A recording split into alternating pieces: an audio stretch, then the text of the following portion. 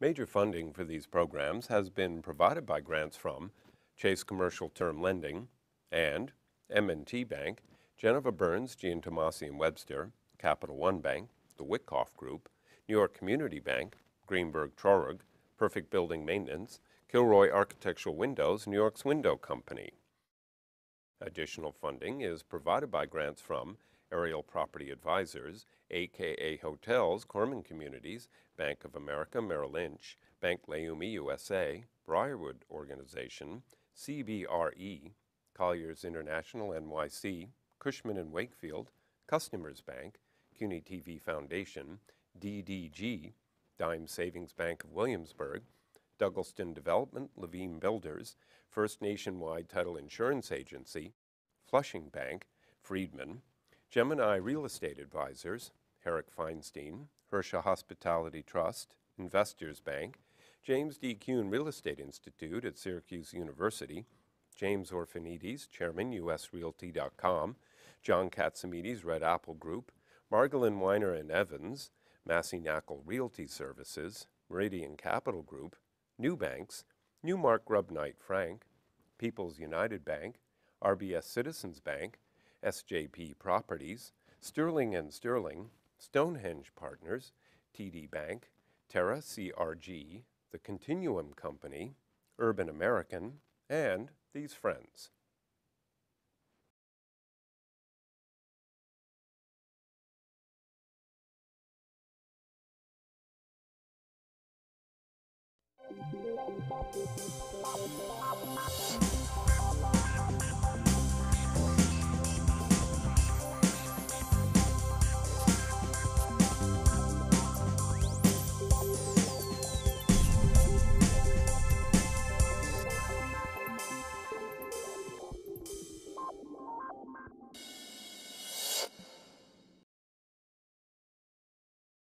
My watch says we're in 2014, but there's something strange.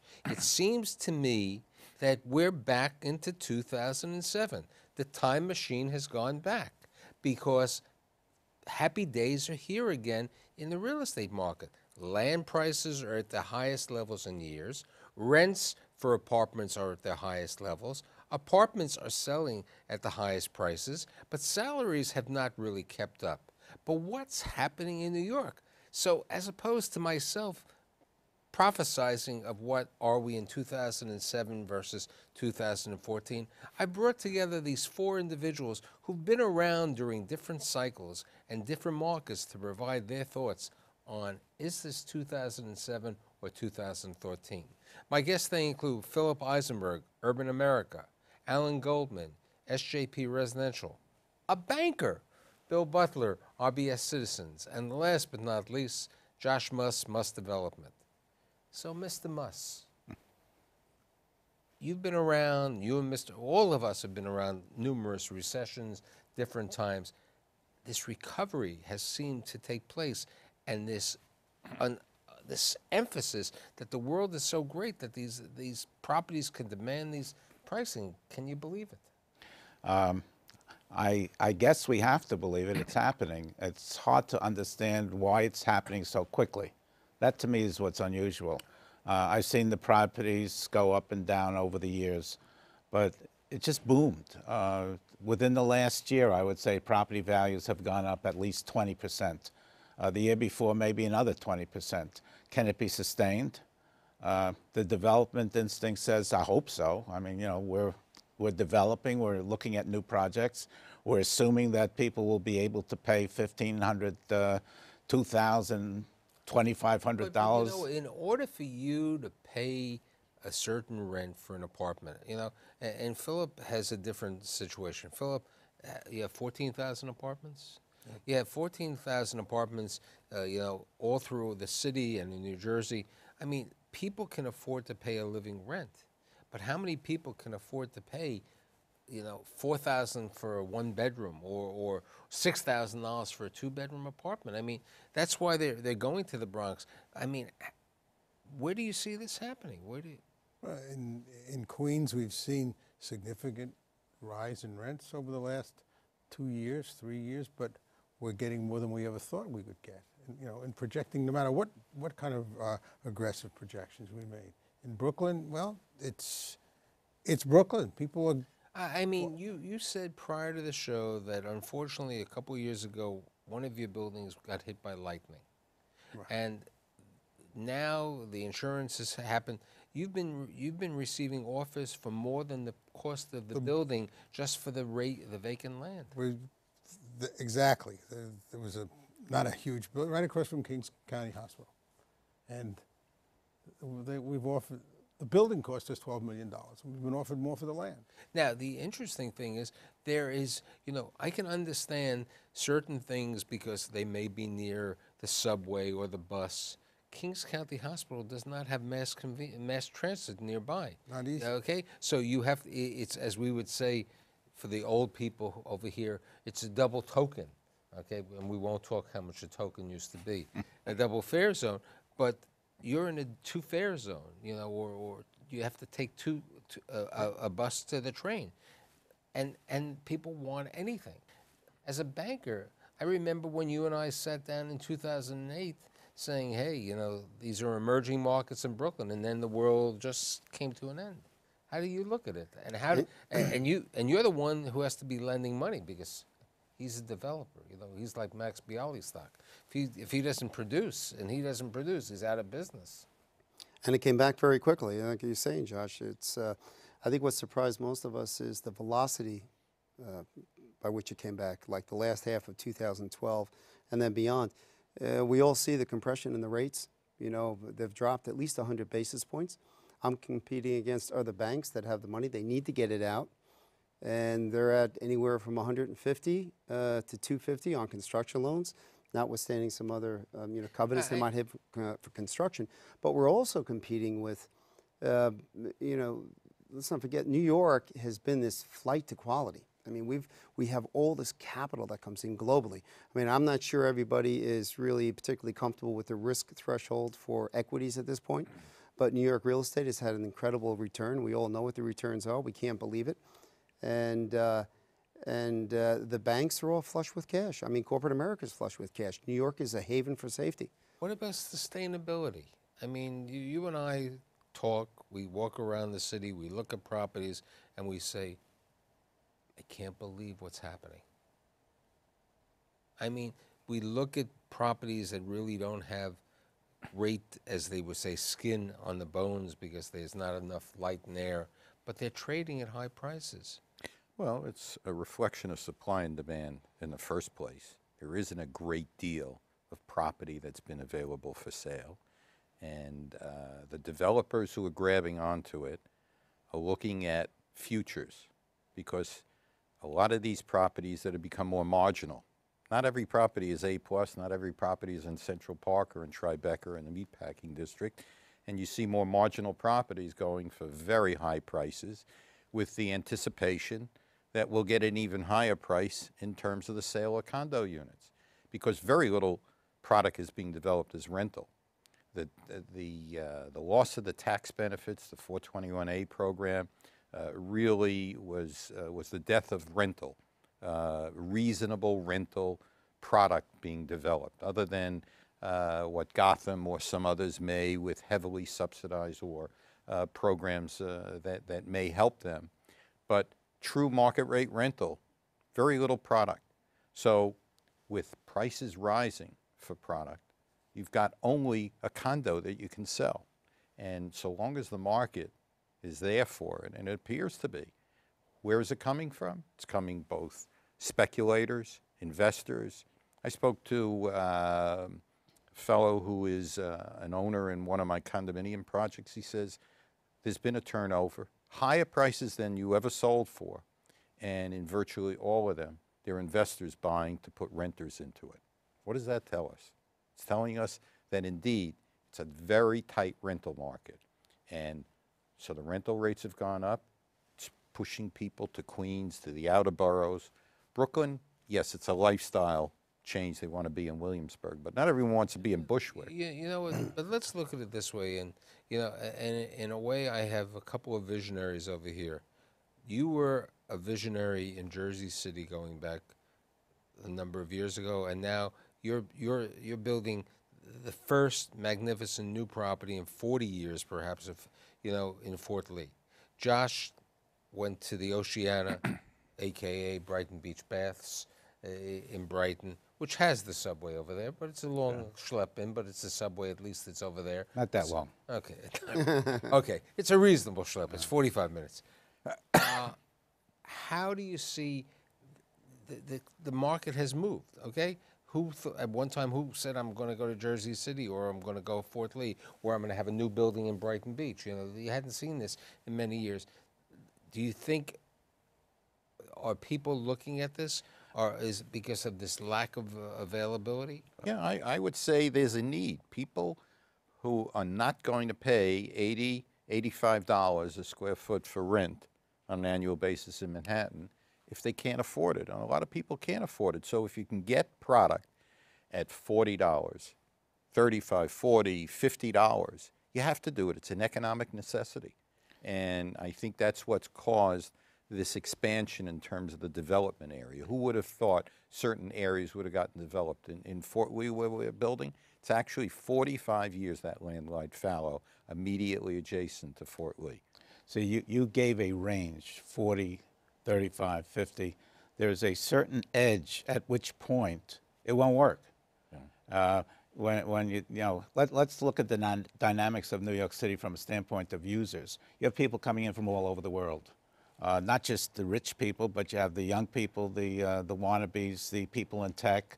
And fact of the matter is that that's now looking further out. There's no new housing going up of any sorts. I mean, when you go further out, there's that sense that the land is so valuable.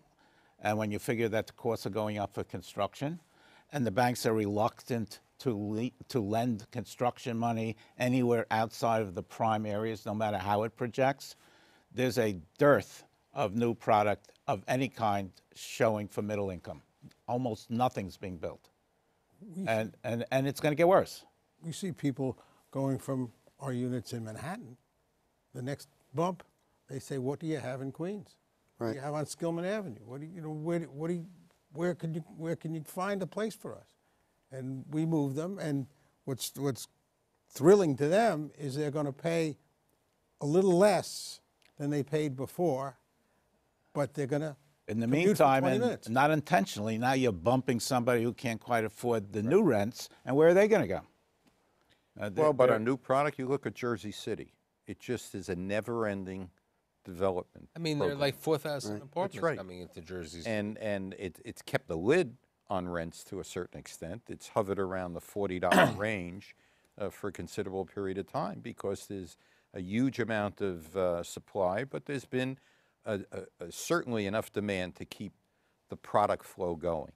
But it doesn't happen. Yeah, I think what we found all pretty extraordinary is the continual supply of people coming into this market. I mean, you think about that 5 or 6 year period of 7 through 12, 13.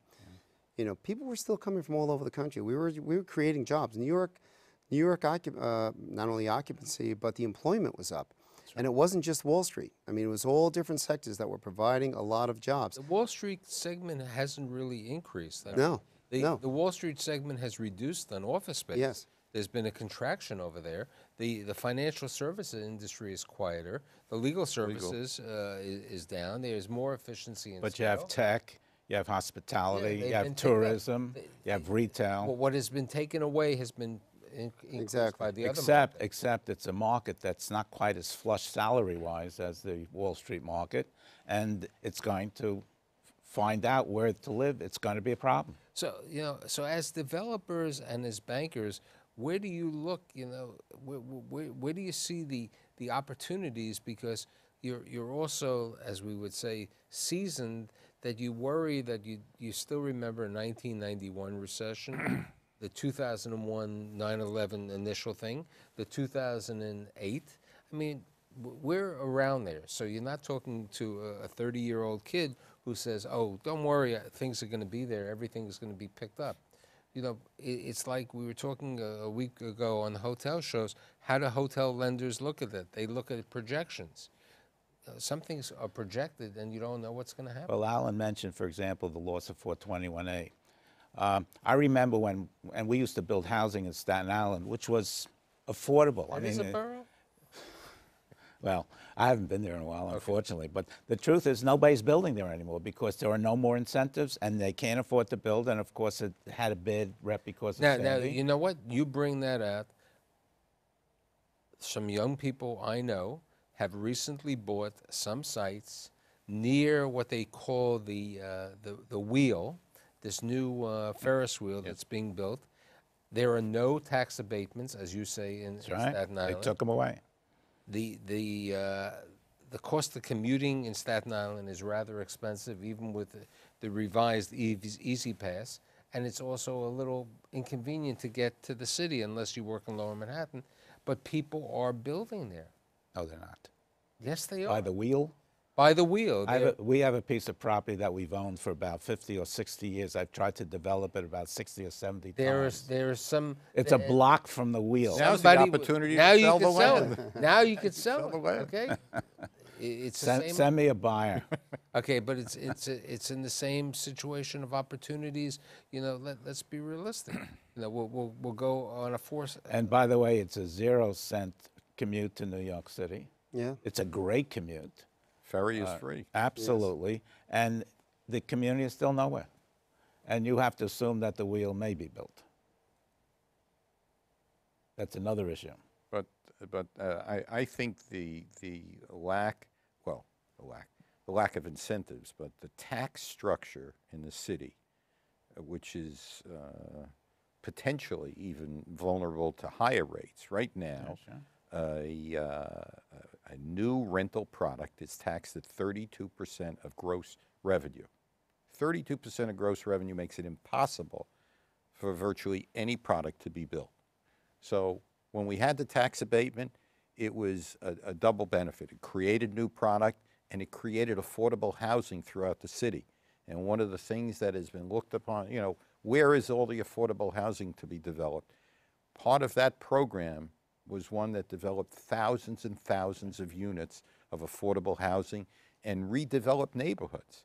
So here's a program that was abandoned in '08, and we've paid the price for it. And you look at condos, and people say, well, we could build a condo, and if the product doesn't sell or it doesn't move quickly, what are you going to do, rent? If you've got to sell a condominium unit at $3,000 a foot, what could you rent it for to survive if things get a little, you know, soft? But getting back to my premise of the show, how much higher can prices go? Are we at a higher level than we were at 2007? How do you? I think we are. Oh, we are. Okay, No doubt. I think we've exceeded this. Okay, and I think the banks have been a little more disciplined in their control, but they're letting loose, as I was saying before. And they are. About construction loans to inexperienced borrowers, to the fact that each and every week, you know, there's a new lender coming from the Ozarks or from parts of New Jersey or from China looking to do business over here. They all believe that there's opportunities. You see this in the multifamily market. Or the first lien lenders are now allowing, you know, mezz debt and other Right. other So subordinated debt that they wouldn't have done a year you know, ago. so we're seeing this, and none of us want to predict any economic crisis or anything else.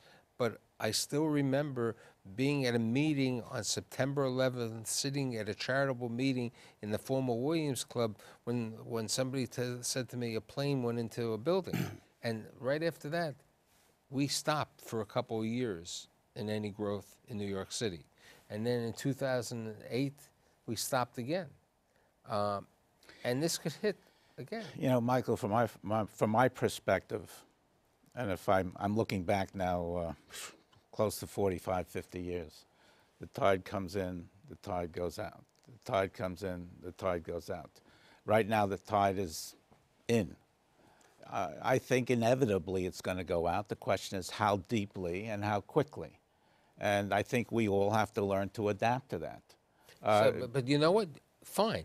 How do you adapt to that? And I'm not, you know, people, you know. Well, we can adapt by being smarter because we've learned from our lessons. I think not everybody's going to be so smart or adapt because there's some young people who haven't lived through the recession or the depression.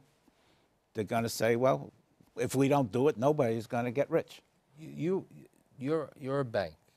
You have to put out money, but you also have to be cautious. How do you look at this type? How can you be conservative enough, but also to take a risk? It's very difficult because some of our competition is doing exactly what you say and reflecting the fact that you have such incredible price escalation, particularly over the last 18 months, that some of the lenders are now looking at LTV, loan to value, to get them out of the deal. Not the property economics, not the cash flows. When we went into that ditch in 2007, for several years, a lot of the banks, entered into the whole portfolio management, and what they ended up doing was tightening up the covenants on the lending. So on the recourse, we were back to a full boat of recourse. That's melting away with a lot of banks right now.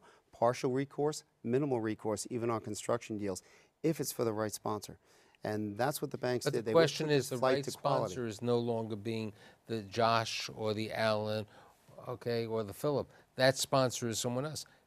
Take into consideration when you were buying buildings in 2006 or when your competitors were buying buildings, they preferred to have vacancies so they could get the highest rents. They wanted vacant buildings. They didn't care about it because I'll be able to get $30 a square foot. I do that. Today, people are back to the point, I would think, of projections. The Okay, banks won't lend against vacancies. right. But some banks are lending against vacancies. Today, people are buying. Some younger buyers are buying buildings. They're going to banks and they're going to say, I'm going to get rid of that tenant who's paying X amount. I'm going to buy out that apartment or I'm going to subsidize it. I see this all the time Stuyvesant today. Town. Okay, no, but I'm seeing it in a lot of multifamily buildings in Washington Heights and other sections of the city, and they're buying these people out for $25,000, $30,000, and then they're going out. Oh, we're going to put a new kitchen in. We're going to make it 3 bedrooms. As I call them, the Croman specials. Okay, and they rent it over there. People are buying on the projection. That's what's happening. People are buying again based on the projection. They're buying buildings. They're buying vacant land for $750 or $1,000 based on the fact that they expect to get this. Go back to the speculation. That's what happened. Well, as you said, Stuytown. That was based on how many people we can move out, how fast, and for what it costs. Right? It had nothing to do with the economics of the buildings. I mean, we have never underwritten anything. Not like you that. did, but So I'm we've saying we this never is felt happening again. I'm seeing this because I see these requests where a broker or somebody says, look, here's what it is, but I have a plan. And I'm going to, there are certain people over there, I know it's going to cost me $50,000 to buy this apartment, and then I'm going to be able to get the rent them from $1,100 to $3,100. Now, this has happened. There's some experience. But too many people believe, it's like going to a college textbook. And there's this course on how we can change apartment contingency and make these apartments, which were 2 bedrooms, 4-bedroom apartments. Well, people should think, before they go into that business, that it's really a great business. You have no cap on your expenses in the rent stabilization business, and you have a cap on your income. Correct. And what a great place to be. But what you just brought out is very interesting because Alan's talking about 32% was real estate taxes. Fuel is going up. Repairs and maintenance is going up. Water is going up. So the number, your operating expenses are going up, and everybody is not looking at this, and everybody says it's panacea. It's euphoria. Well, maybe you shouldn't say anything so we can sell over. Put this program on next year. He said 1914. you have But you know what? 2014. But that's okay. But let's also look at other opportunities. You own retail, and so do you own retail in different markets. How's the retail today? How do you see the retail market? I'd say it's been pretty good, actually. We were concerned with obviously with the internet and purchases from the internet. Certainly food services are doing well. We just had a major home run in downtown Brooklyn, but everyone was a food service and there was one child care. So it's not something that the internet can fight with. But if you're looking at a discount store, if you're looking at an electronics store, if you're looking at a bookstore, obviously you're going to start hitting problems. But those are businesses which have been replaced by the internet and so on. But generally, retail... Everything's being replaced by the internet, except for nail salons and restaurants.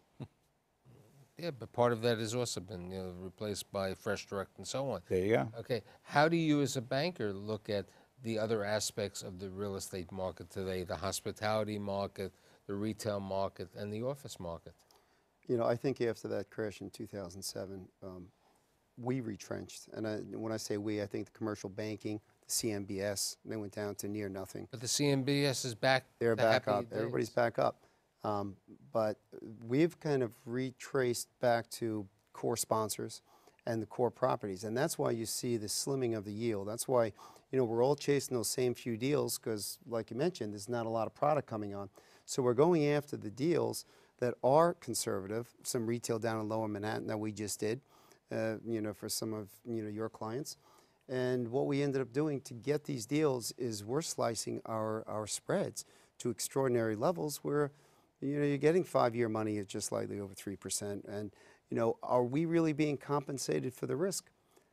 I would suggest that a lot of bankers don't think we are. We're just getting compensated for the use of the money. If I asked the question 20 years ago and said, do you ever see interest rates at 3%, would have any of you ever believed that? I mean, you remember when No. interest rates were 20%. I remember when you get 10% in your money market. Well, that is the big fear because, we could in 3 years from now be back and say, I can't believe they were 3%. They're back up to 6%. I mean, that is one of the big fears in all the banks. So 'cause what happens? These are not extraordinary. Okay, so Just at a time when everyone's Yeah. what happens when the loan, which was a couple years old, that has to come back to refinancing, and we're at a 6% rate? Okay, it's wonderful we've been living here, but home mortgage rates have been going up. How do you see that? I think one of the ways the banks have addressed that is to raise that underwriting rate. I mean, we have even incrementally raised ours to over 6% as our, rack rate, as our takeout metric, because we don't underwrite based on the actual rate where it is today. And, putting in covenants, things like that. It's the only way we can really protect ourselves. There's not much we can do about the interest rate environment. Here's another question. So forget that. How do you look, because you want to buy things, how do you make a determination how to buy something? A new apartment house, not a new apartment house, an existing market or an office building and so on. How do you make that determination? Well, some of it is you're not going to buy unless, at least we don't, unless we see some value add function to it, where you have a good amount of loss to lease, where if you just do the right thing, natural turnover is going to get you to raise your rents enough. But as you said, we have to assume that the banks are going to look at an exit cap at 6, not at 4 or 3, and we have to underwrite to be able to meet that. Yeah. And where's Fannie Mae, Freddie Mac going to be 2, 3, 4 years from now? It's another big pending issue we have, not to mention, the global growth and, the regulatory environment, the new capital rules that we as bankers are now going to be under. We might have to charge more interest rates just based on, Tier 1 capital requirements. So I hope that the market remains strong. I hope that the world continues to be buoyant. But, we have to remember that you have to be a little cautious. Cautious optimism is prudent in the economy. And I'd like to thank Philip Eisenberg, Alan Goldman, Bill Butler, and Josh Muss, and I'll see you next week.